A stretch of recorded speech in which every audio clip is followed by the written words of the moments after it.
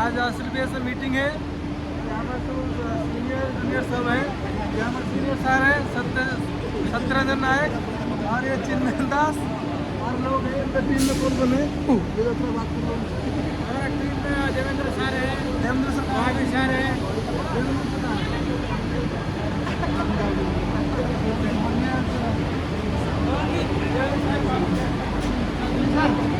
Sir meeting में कुछ बोलिए। आज मीटिंग है तो हम सभी आज दिल्ली में पहुंच गए हैं। तो आज सालकोटरा स्टेडियम में एक जलवा होने वाला है AWP प्लेटफॉर्म का। जबरदस्त मीटिंग हुआ। उड़ीसा से आए हैं लगभग 1500 लोग आए हैं मीटिंग तालकोटरा स्टेडियम को।